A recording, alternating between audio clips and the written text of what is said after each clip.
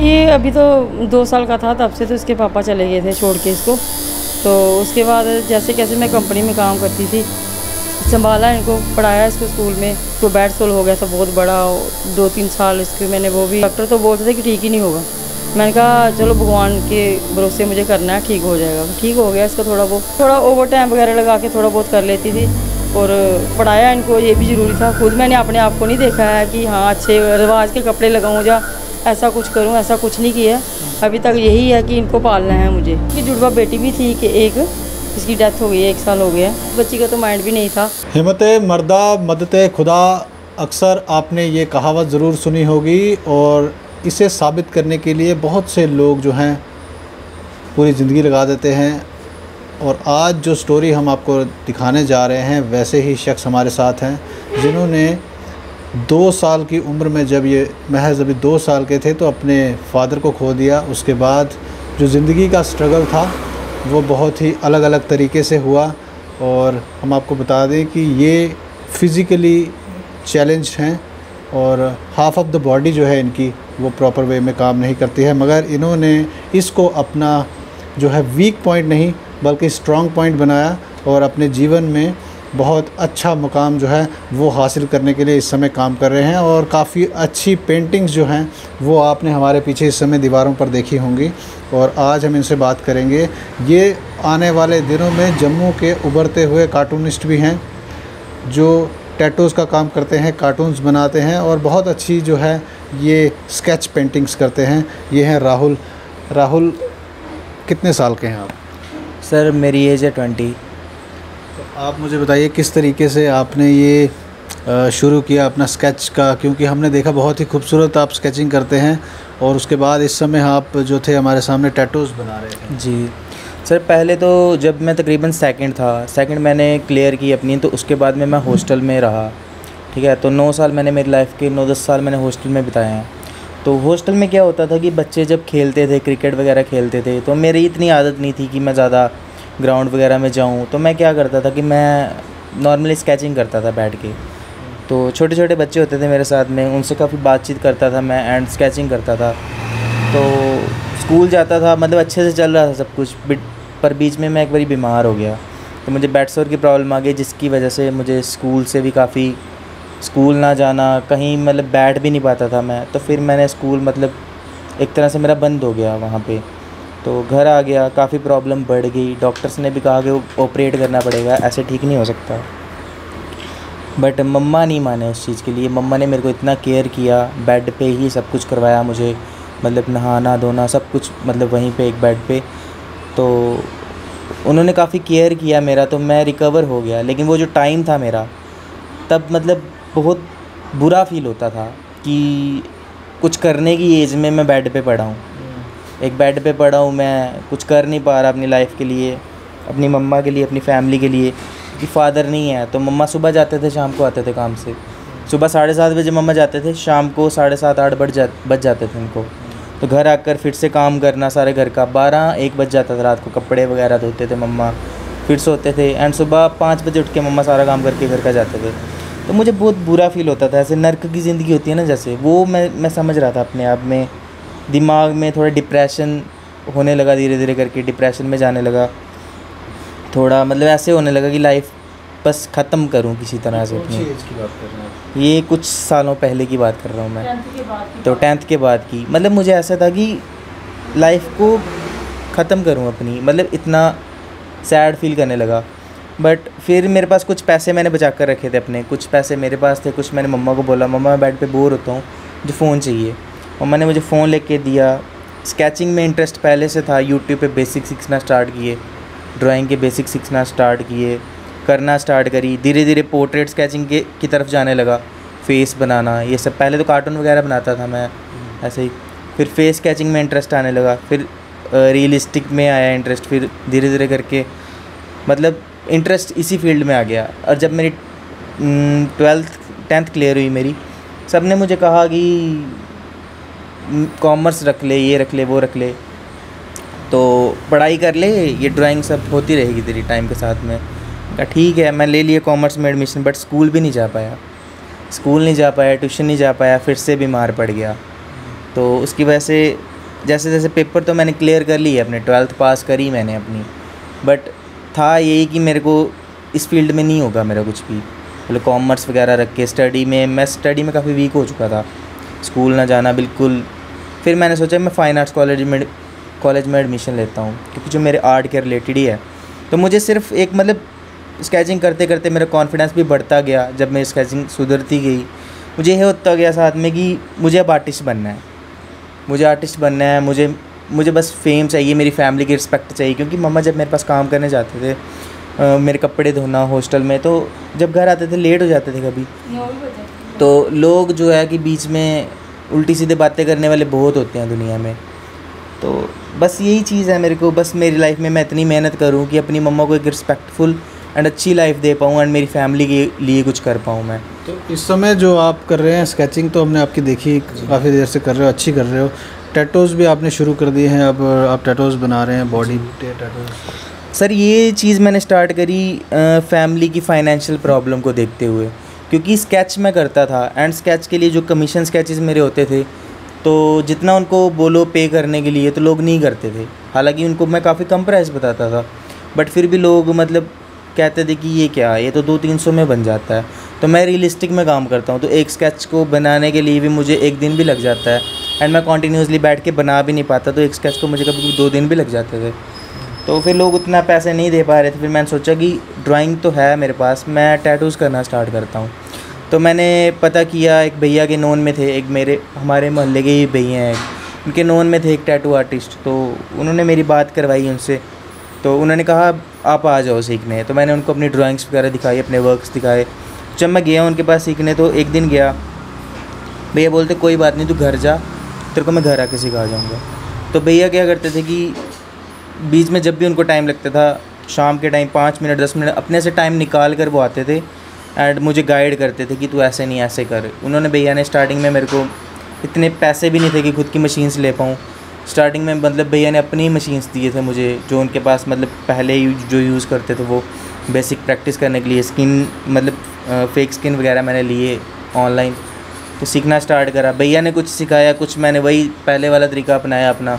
जैसे यूट्यूब से स्केचिंग सीखी, वैसे ही मैंने टैटूज़ के भी सीखना स्टार्ट करा एंड धीरे धीरे करके मतलब मैंने रियल स्किन पे काम करना स्टार्ट करा। एंड स्टार्टिंग जब की थी तो तब कुछ नहीं था, ये चेयर वगैरह भी नहीं थी मेरे पास कुछ भी।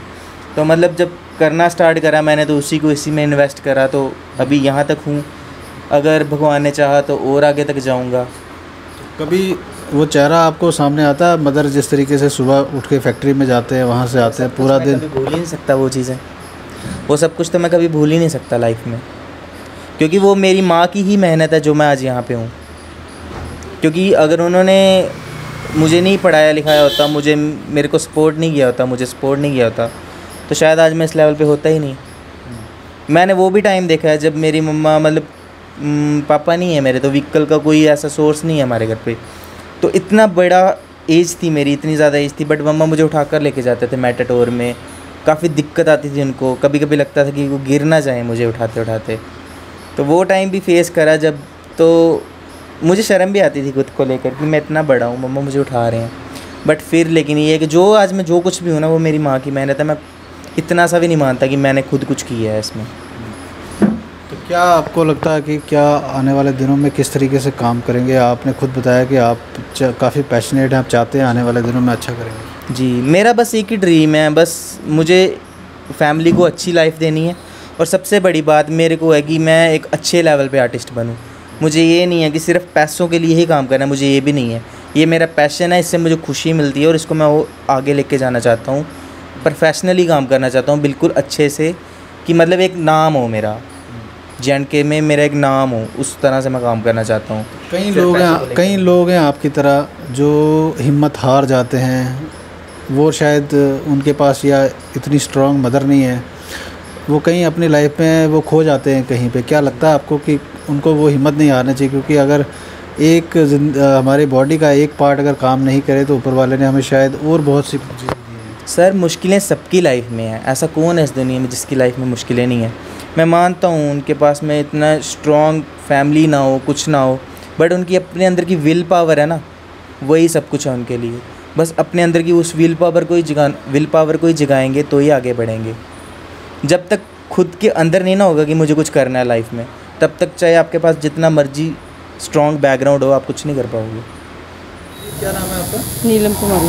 तो नीलम जी, आप मुझे बताइए, जो आपका बेटा इस समय जो काम कर रहा है, बहुत मुश्किल होती है, किस तरीके से ये काम जो है वो किया जा रहा है और कितना स्ट्रगल है इसके पीछे? आप ये अभी तो 2 साल का था, तब से तो इसके पापा चले गए थे छोड़ के इसको। तो उसके बाद जैसे कैसे मैं कंपनी में काम करती थी, संभाला इनको, पढ़ाया इसको स्कूल में, हॉस्टल में छोड़ा थोड़ी देर, उसके बाद इसको स्कूल से 10वीं तक वहाँ छोड़ा इसको। उसके बाद इसको घर में लाया, इसको बेड सोल हो गया था बहुत बड़ा, 2-3 साल इसके मैंने वो भी बेड पे ही, टट्टी पेशाब सब बेड पे ही रखा है इसको। डॉक्टर तो बोलते थे कि ठीक ही नहीं होगा। मैंने कहा चलो भगवान के भरोसे मुझे करना है, ठीक हो जाएगा। ठीक हो गया इसका थोड़ा वो। फिर थोड़ा इसको 11th करवाई मैंने, 12th करवाई। उसके बाद अब ये फर्स्ट ईयर किया इसने। उस फर्स्ट ईयर के बाद थोड़ा इसको ये शौक आया टैटूज़ का, बोलता मैं ये भी करूँगा। वहाँ गांधीनगर में थे एक हमारे, तो किसी ने बोला कि वहाँ पे आप जाओ। तो 2-3 बार तो इसको मैं लेके गई, बीच चेयर के ऊपर लेके खुद ही जाती थी इसको, भी ऑटो करके नहीं जाती थी मैं, खुद ही लेके जाती थी, खुद ही लेके आती थी। फिर उन्होंने देखा मेरे को तो बोलते आप कोई बात नहीं, आप घर पे ही रखो इसको, मैं आपके घर पे आऊँगा, इसको नॉलेज वहाँ पे दे दूँगा।